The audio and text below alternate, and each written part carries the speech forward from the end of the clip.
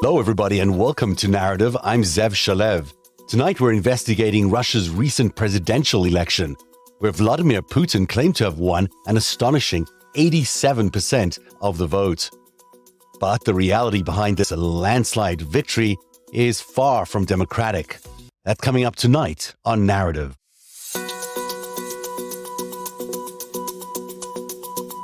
So this is democracy in Russia.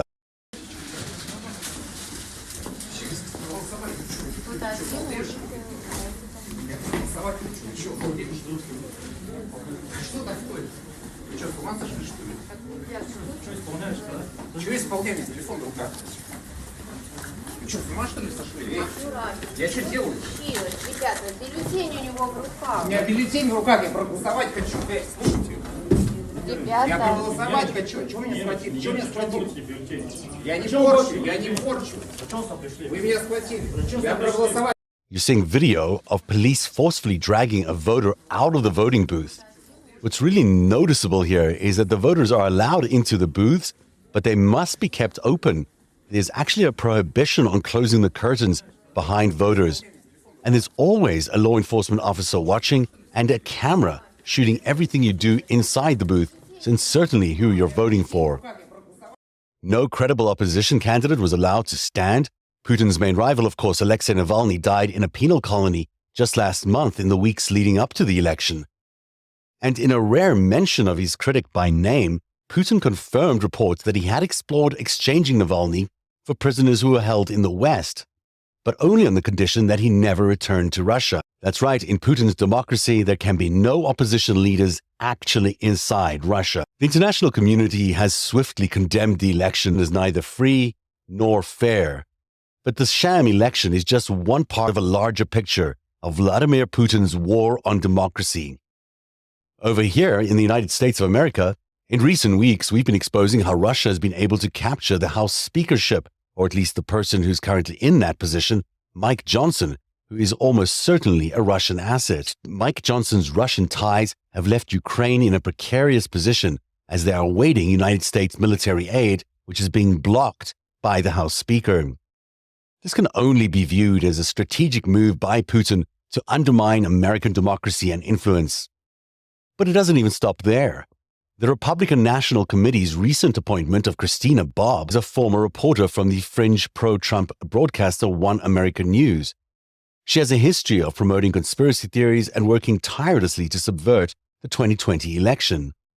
The RNC's new leadership, including Trump's daughter-in-law, Lara Trump, as co-chair, ally Michael Whatley as chair, and campaign advisor Chris Lasivita as chief of staff. This consolidation of power within the GOP is particularly alarming, given Trump's own ties to Russia. Just this week, he announced the return of Paul Manafort, a move that raises serious concerns about foreign influence in American politics. This is a prime example of how Russia has been able to infiltrate and manipulate the highest levels of the Republican Party, of the leading candidate for president, and indeed of the House speakership. Putin's influence extends far beyond the GOP as well, reaching into key social media platforms and media outlets. With Elon Musk at the helm of Twitter and Rupert Murdoch's Fox News consistently pushing pro-Russian narratives. Russian influence and control goes even further. Last week, we shared with you how over the years, the Russians have exploited anti-abortion and anti-LGBTQ sentiment to infiltrate evangelical churches. This strategic move has allowed Putin to tap into a powerful base of conservative voters and further polarize the American electorate. But perhaps the most alarming thing that could happen under a Trump presidency is the increased likelihood of a global conflict. We're far more likely to see a World War III. That's because Trump has already signaled that the United States under him will remain neutral in the face of Russia's European expansionism. So if Putin wants to attack Poland, Lithuania, or any other country in Eastern Europe, it's fine with Donald Trump. As we confront the reality of Putin's influence on American politics and society, it is crucial that we remain vigilant in exposing those connections and working to safeguard our democratic institutions. The stakes could not be higher, and the future of our nation hangs in the balance. To help us unpack these complex issues, we're joined tonight by Olga Lautman, a non-resident senior fellow at the Center for European Policy Analysis. Olga is the creator and co-host of the Kremlin File podcast. Oh, hey, it's Zev here. You know, I've been really craving those mouth-watering tacos from my favorite local spot up the street here, but dining out is tough to do. It's hard to find the time, the energy, and let's face it, the money to try and explore these new restaurants all the time. So that's where Cook Unity comes in. It's the first chef-to-you service that delivers locally sourced restaurant-quality meals right to your doorstep every week. Now, I recently tried Cook Unity myself and was blown away. I can still taste the grilled salmon with roasted vegetables that I had still now. The chicken parmesan was also really amazing, and both were absolutely delicious, as good as any meal I've had eating out. The best part, there's no cooking required. These meals are handcrafted by award-winning chefs using fresh, sustainable ingredients and delivered right to you. With Cook Unity, you can get chef-quality meals at home for a fraction of the cost of dining out. There are hundreds of dishes to choose from, with options for every dietary preference, from vegan, paleo, gluten-free, you name it, they have it. Meals stay fresh in the fridge for a week, and all the packaging is eco-friendly. Ready to elevate your experience? Ready to elevate your home dining experience, I should say? Go to cookunity.com. That's cookunity.com / and this is the important part, put this code in, REACH. That's cookunity.com / REACH, REACH. At the checkout for 50% off for the first week. That's cookunity.com / REACH, REACH. And you put the promo code REACH, REACH, for half off for the first week. Your taste buds will thank you. Trust me, I promise you it's delicious. And Olga Lautman is with us tonight. Thanks for joining us. I am good. It's a busy time. I'm very thankful you're here tonight to share some of your insights, because there are so many. Let's start talking about the election in particular, the sham election. I don't even know why we call it an election, but that thing that Vladimir Putin put on for spectacle this last weekend, and really for the last few months, is over, and we have some sort of resolution. He is going to remain the president of Russia, very predictably. What did you think of where does this leave him in terms of the Russian people? Does he actually gain anything out of this election sham, or is it just a rubber stamp? It was a theatrical performance. It does give insight that he doesn't feel confident because he had to elevate his, they call it, election win to what, 88%? 87? 87%. He hasn't gone to others who have done 92%. Obviously, the whole thing was fabricated. This is the case in Russian elections for the past few decades. They're not elections, they are performances. Putin, in the 2000s, decided to step aside because of the rules of the Constitution, which he later rewrote, and put in the prime minister / president. They kept playing positions, but frankly, Putin was the one in power. And this, honestly, it's a repeat of the Soviet Union. This is what happened in the Soviet Union. You were basically showed up to work on this so-called election day, bussed over to the polling station. You had no choice but to go and vote. You had the one candidate that you had to vote for. Putin did create a drop of a difference with illusion by offering a choice of candidates, but they're all candidates that are handpicked and approved by the Kremlin. Yeah. So opposition to him, or anyone who was going to propose real opposition to him, was not allowed to run, or in Navalny's case, landed up dead. I mean, there wasn't really an opposition there at all. It was just vote for me or these other guys I will disagree with a little bit. It's such a sham, and yet the West continues to call it an election, and it really isn't. It's just a rubber stamp process. a circus. The circus. So you've got this guy, he pretends he's got a democracy. It's not really a democracy, but he's pretending it is. So instead of fixing his very broken democracy, because he's not really interested in doing that, he's now going to try and change the meaning of democracy everywhere in the world by installing yet again, or attempting to install yet again, another puppet in the United States. And Donald Trump now, with all our insights looking backwards, it certainly was a asset during the White House to Russia. And even before that, we all knew he was going to be that. And he confirmed our worst suspicions. Now, it seems they're lining up the entire apparatus around Donald Trump to make what happened in 2016 and 2017 seem like child's play, because you got Mike Johnson as the House Speaker, I believe, under the control of the Kremlin. looks to be like that. And there's a lot of evidence to suggest that's the case. You've got Christina Bob, who's clearly a Russian operative, who's now in charge of election integrity of all things at the GOP. And on top of that, you've got Paul Manafort now being rumored to return to the Trump campaign, which is also another Russian ass. They're doing this out in the open. And it's in a democracy, when you've got control over the executive and you've got control over the legislative, which is what you have when you've got the House Speaker, you have the whole thing. You have dictatorship that you're looking for. What are your thoughts about that strategy? Is that really what he's doing? Is that Putin's plan, is to really take over the United States? And is Americans as foolish to go for this as it seems they might? I hope no.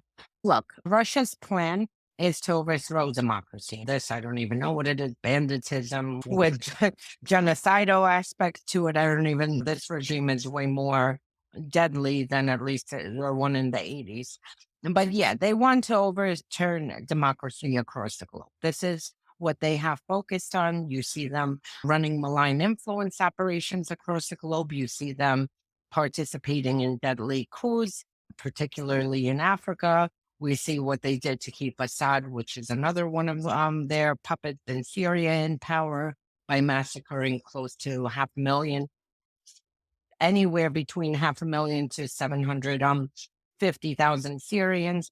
So this is the plan. They want every democratic country to be democracy to be destroyed and to turn, and they want to have the power in the world. They want to be the superpower. As far as with 2016, they picked Trump. It was very clear, that they wanted to get Trump into power. They succeeded. They ran a multifaceted operations against us, everywhere from disinformation, hacking to pretty much the Cambridge Analytica operation. Everything that you could think of, they pulled out of their playbook. They were priming it since 2008. In 2008, after Barack Obama was elected, this is when they saw that there were divisions forming in U.S., particularly around rates, something again from the KGB playbook. And they decided that they were going to, this is the perfect opportunity to get in and to cause major divisions. So you see what happened in 2016 and how many people became loyal to Trump within that year that he was campaigning, his supporters, but they were already primed for it. They were indoctrinated for at least the past decade from social media. This time it's going to be 10 times worse because right now, Putin's only choice is to have Trump back in the White House. That is his only choice because he is losing the war, his genocidal war in Ukraine. U.S. is continuing, even though right now we're stalled, but we have been very key in providing support for Ukraine. We've been key in building the coalition around Ukraine. And in order for Putin to get Ukraine, he needs Biden out of the way. So we are going to see what will happen this year. It's going to make, like you said, 2016 child's play. And we will have it coming from several directions. I've been warning, I've been seeing signs that Hungary may be used as a cutout.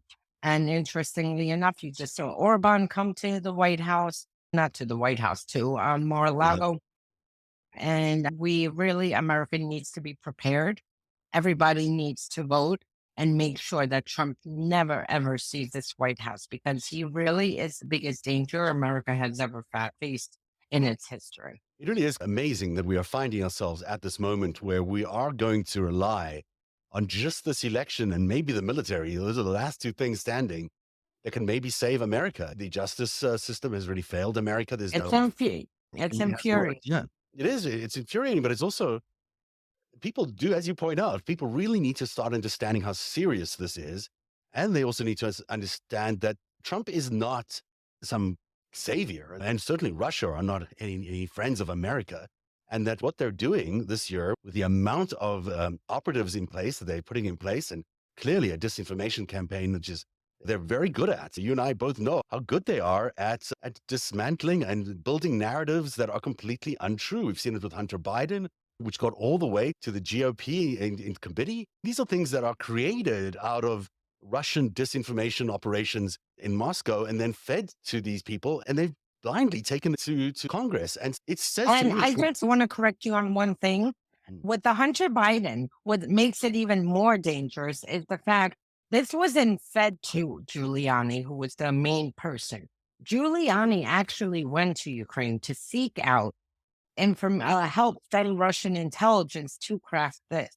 This is what makes it even more dangerous because you have Americans surrounding Trump who are approaching Russian intelligence and saying, hey, we need to win this election. What do you got? How can you help us? And right. I watched the whole thing happen when Giuliani started showing up in Ukraine, speaking with Derkach and Telizhenko and the rest of the Russian intelligence agents.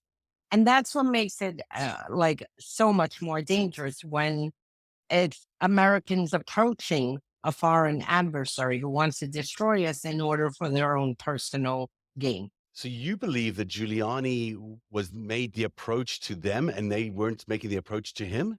Absolutely. He's the one who flew to Ukraine. He's the one who tried to get connected to Derkach.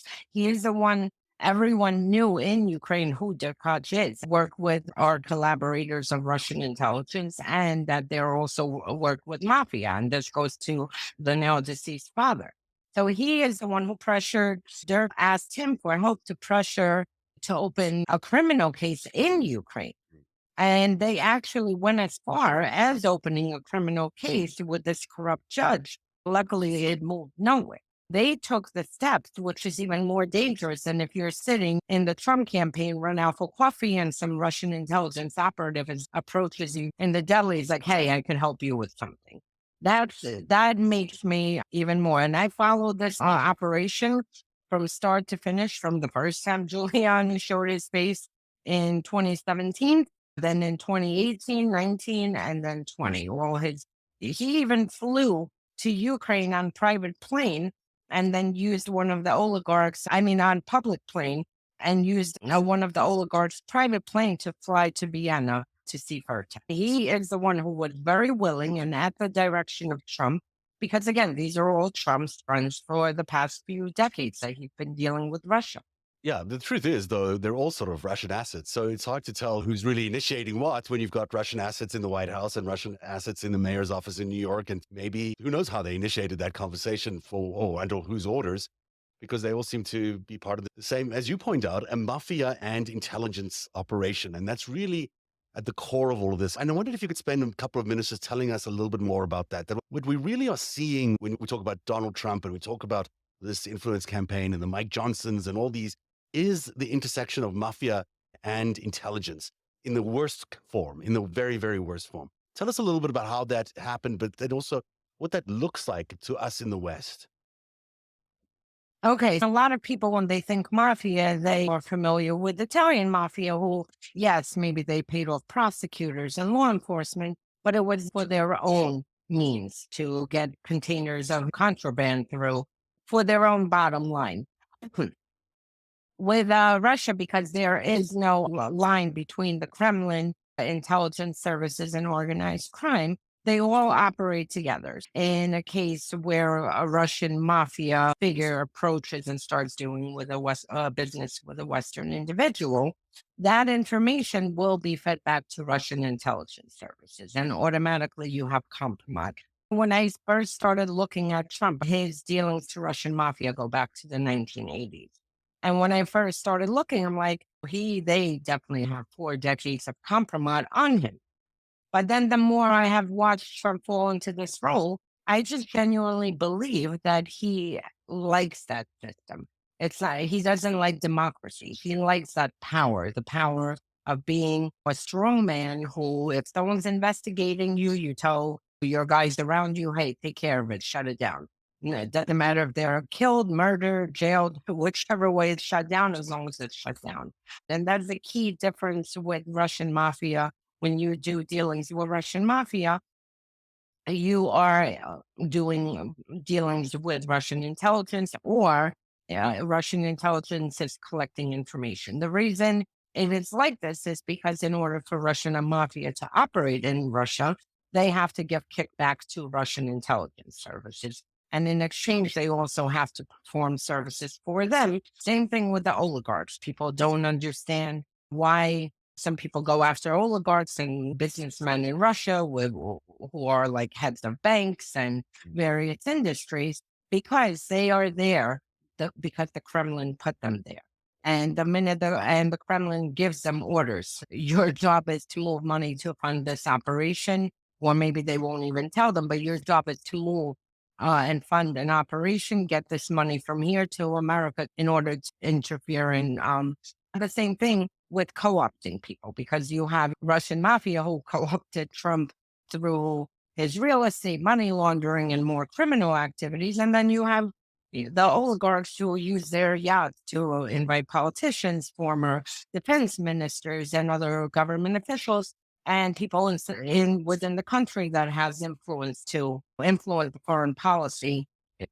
So, to understand what this would look like in America, where you have, to some extent, at least, a meritocracy where you can actually climb up the ranks, start your own company, and become the CEO of a big corporation, maybe you still have that freedom. The Russian system does not really embrace capitalism. The Russian system is just based on basically running things like a mob family. You get, or a king, you'd be granted certain powers, authorities, or assets to carry out things only in so long as you support the king. The minute you don't support the king, you're out and your assets go to somebody else, which is very different than the American system where you earn what you earn, but you get to keep it most times. And that's capitalism. So what the Republicans are really supporting is an anti-capitalism in America, which is astonishing. And when you're out in Russia, because you're granted, these positions, and you might even not know when you cross the line and piss somebody off. It could be for any number of reasons. When you're out means you're jailed or you are out a window. It's not that, oh, sorry, can you sign this resignation and have a nice life? No, this is you're thrown out a window or killed, or you are jailed for some fictitious case that they find from 1990s that they decide they found new evidence. Yeah. And that's is just how Russia operates. Interestingly enough, with Putin being more squeezed, with the system crushing him because he's not doing well in Ukraine, you see him taking more rein in, and you see literally more and more people being murdered or jailed. And it's gotten so egregious to the point you see every day. I see somebody who's at a meeting and security services walks in, grabs him out, puts him under arrest, drags him out, and they're doing it publicly.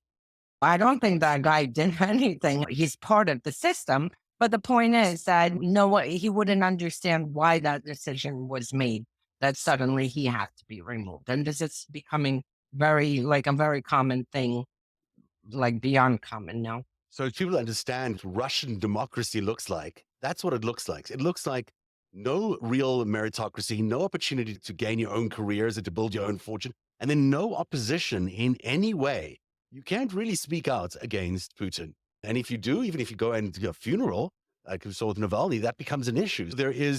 People can get arrested for going to see a funeral, to go to a funeral. So there's so much there that I don't think Americans realize, certainly red state Americans do not realize what supporting Russia and supporting Trump really means. It means an end to everything that we know of as American, and not only our freedom of our bodies and all of that, which is in some cases why many of them vote because they don't like abortion or whatever, but it means everything changes. You can't be yourself. You don't have individual freedom. You don't have individual control over your futures, your businesses, your livelihoods, your families, and anything could happen to you at any time if you cross the line. It's a system built on ultimate fear. That's exactly it. And it's fear and hatred. And you saw from 2016 when Trump came down the escalator that he specifically tapped into the darkest of America, the darkest emotions, the darkest hatred, the darkest fears in order to divide the country. And this is what dictators do. They want to divide the country. They want to divide families. And you mentioned Paul Manafort. Paul Manafort showed up in Ukraine under the direction of Russia's security services because he's been working with Russia's intelligence services and oligarchs for over 2 decades now. Yeah. He showed up in Ukraine in 3. And it was a little bit before the Orange Revolution. This is why I was so shocked to see what was happening here. During the first few years, you suddenly had this hatred and anger and people fighting with each other. And no one could understand what was happening. Like, why is suddenly everybody so angry? Why is everyone so divided? And it came out to be that Paul Manafort with Russia's intelligence services and other operatives, Kalimnik that he was working with very closely, who he plucked out from Moscow, that they were carrying out operations of division. And the whole thing is to divide family, to cause paranoia, to stoke hatred and fear. And this is exactly what happened in 2015. And now, if you look at the country, you don't recognize it. 2015 January does not look like 2015 now, with people who can't even come together for a simple thing. I dread to think if a foreign enemy dropped a bomb on New York, and you would have the South, what, celebrating? Oh, yay, some New Yorkers, libtards are dead. And this is not how it is, because the weaker we are internally, which is Russians, and it's not only Russia. China has picked up on this. China's running their operations. Iran is running their operations in U.S. The weaker and more divided we are here, the weaker we are on the global stage, and the easier we are to overthrow as a country and as a democracy. And I don't think people realize the danger. It's not just about, oh, stop attacking my candidate. This goes far worse than that. If your candidate was uniting everyone and people and trying to show opportunities for everyone, that's a different story. But even today, now he's yet again, touching on religion. And if you are Democrat, if you vote Democrat and are Jew, then you are a traitor basically to your religion and to Israel, which is another anti-Semitic trope. He has targeted everything that brings us together, including sports. Sports is the thing that you're not even supposed to talk about politics.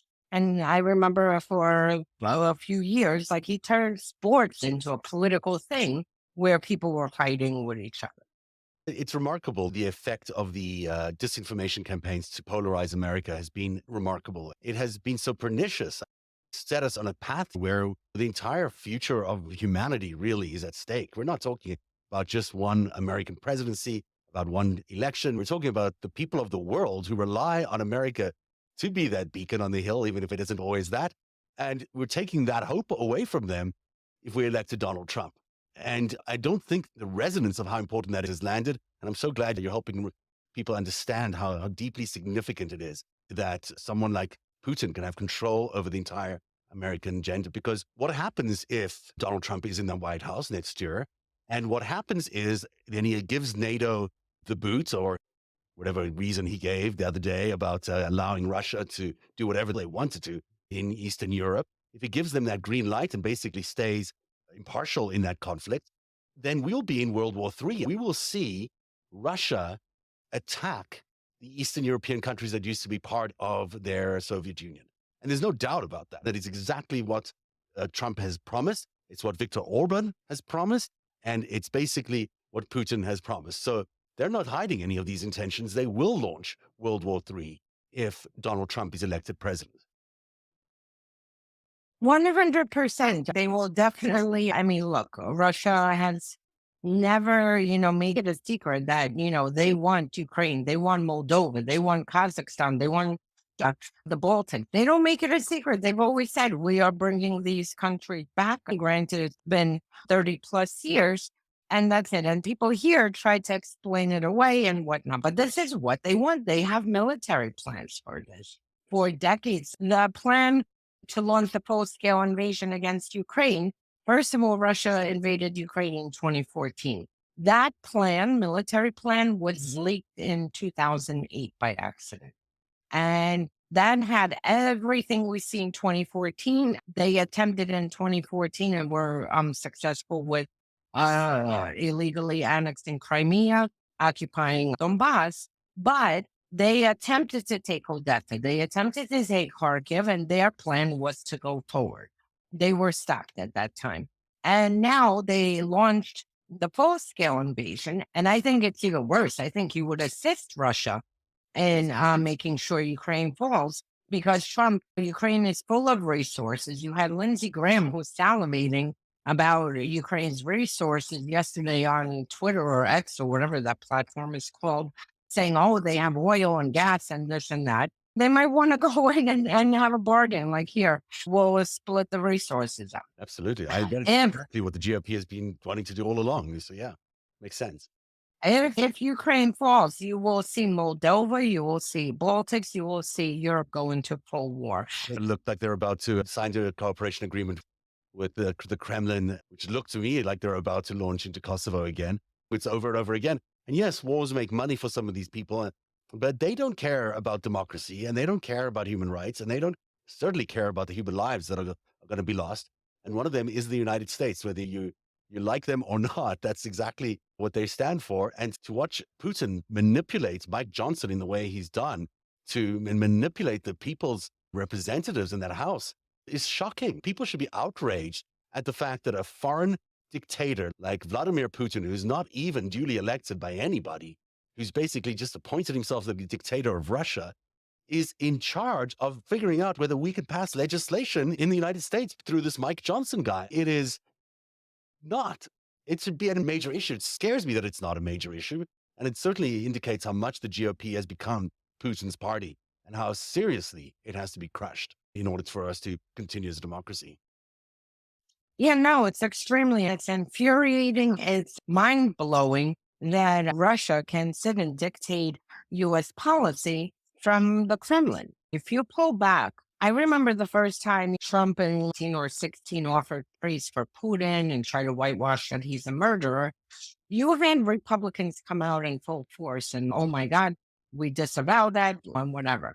If you take a snapshot from 2016, where you had Republicans who were speaking out, who were condemning statements, compared to now, Trump has managed to capture the whole party. That Republican Party is finished. Whatever was in 2016, they either retired, ran, or shut up from fear, fear of death threats, fear of losing power, whatever it is. And the fact that Russia can sit and control our foreign policy and our domestic policy from the Kremlin. And this is a wanted war criminal. Putin is a wanted war criminal. There's an arrest warrant for him for kidnapping tens of thousands of Ukrainian children to take into Russia to erase their Ukrainian heritage and turn them into Russian. And their parents, some of them still have parents inside of Ukraine who every single day are looking to find their children. And plus, he has a lot more war crimes coming down, because we see Russia strategically targets an apartment building where people are sleeping in the middle of the night, normal families, and Russia, as part of their terrorist acts, hits civilian targets. And this is who Mike Johnson is assisting, a wanted war criminal who has an arrest warrant out and who is very clearly has stated that he will commit genocide.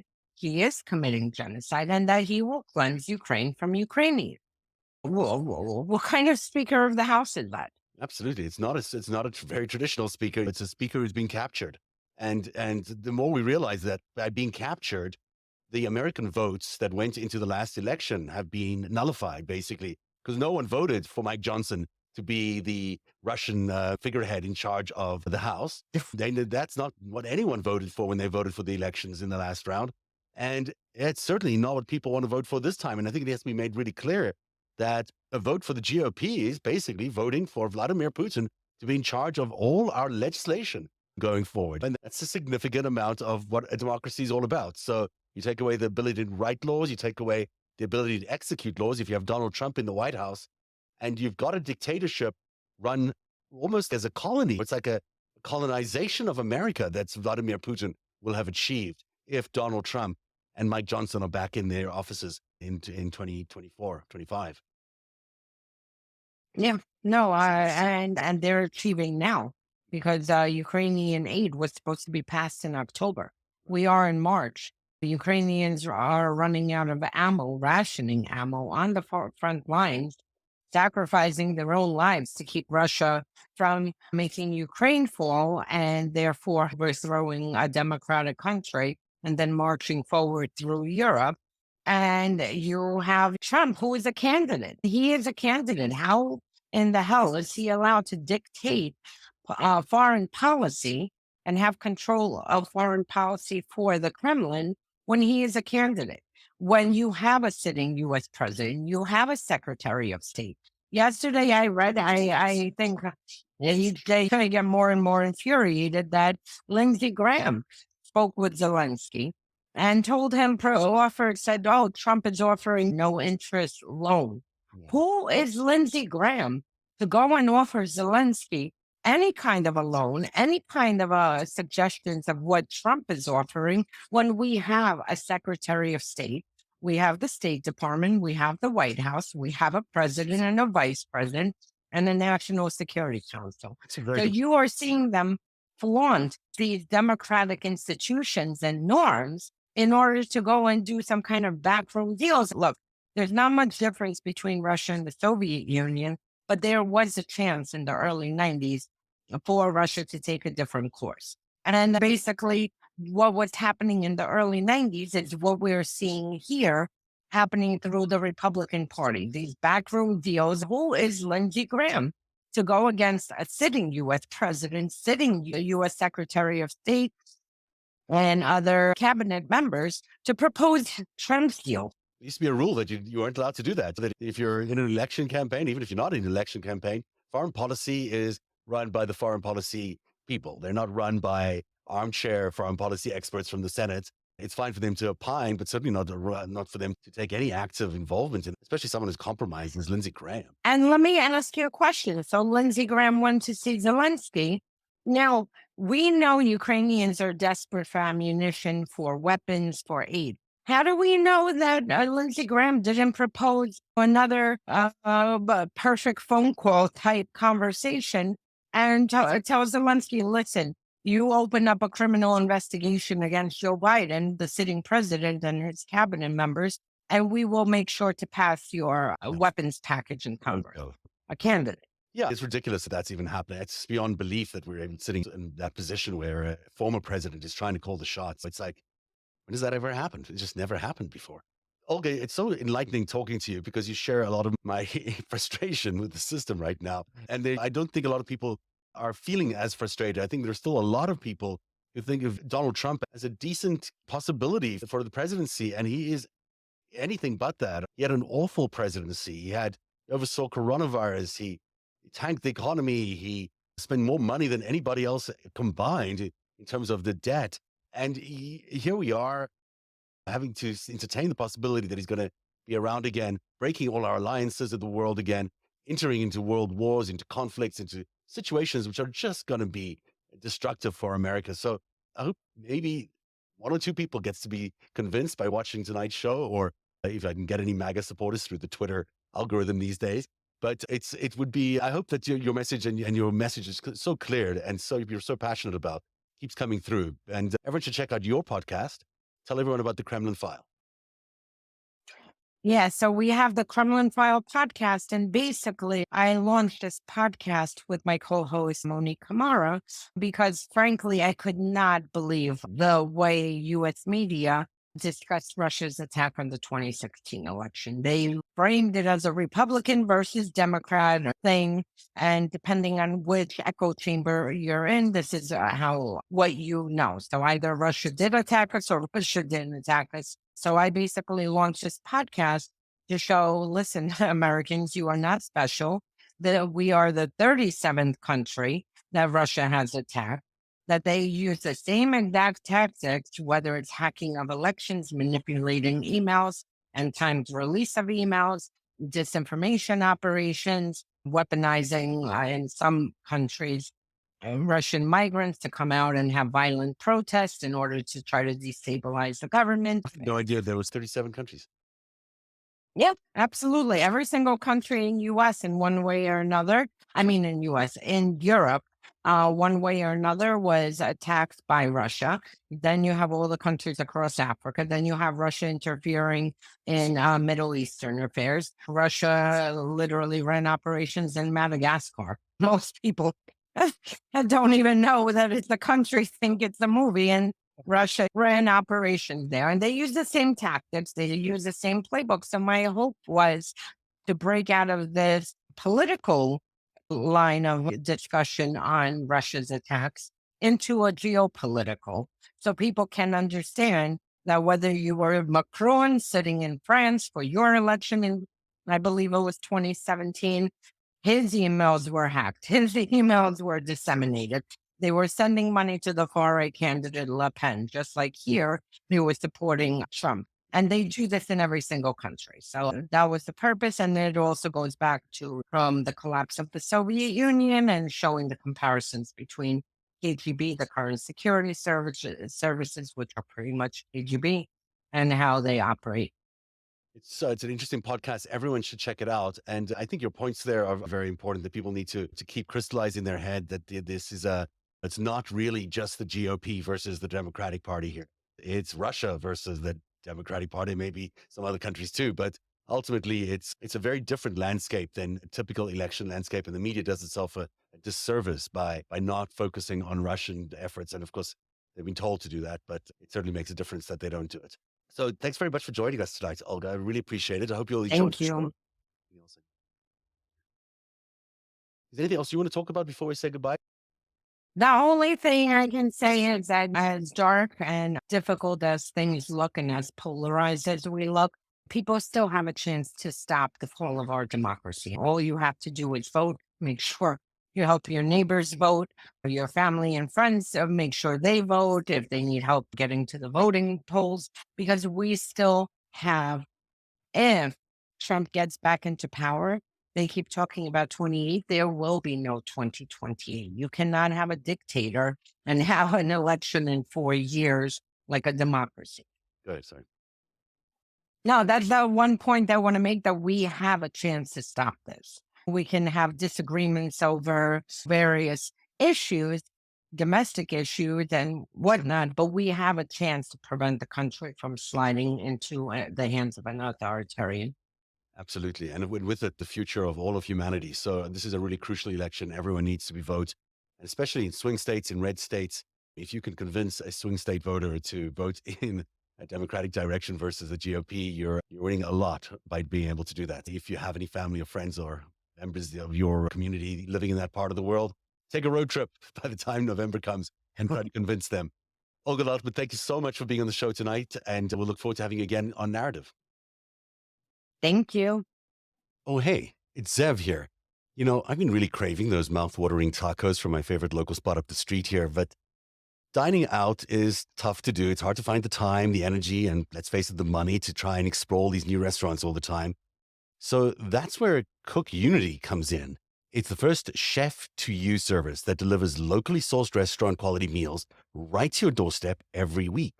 Now, I recently tried Cook Unity myself and was blown away. I can still taste the grilled salmon with roasted vegetables that I had still now.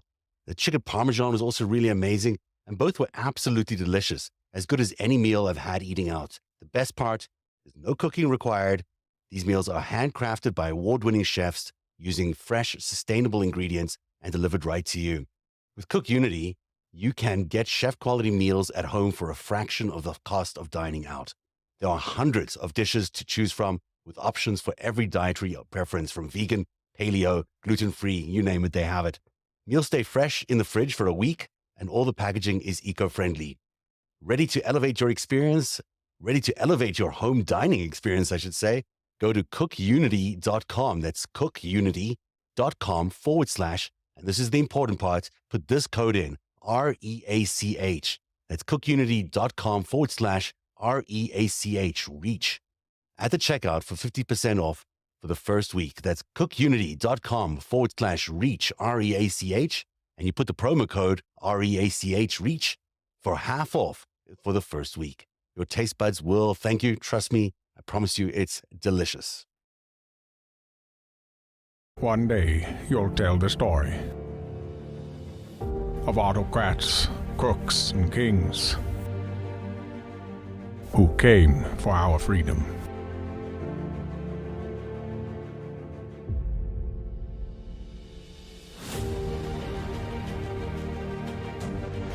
A story of citizens who stood up to tyranny.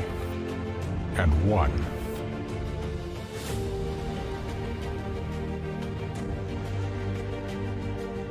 The people prevailed and renewed an old vow to a more perfect union. And that was just the beginning. The story continues. Narativ, where truth lives.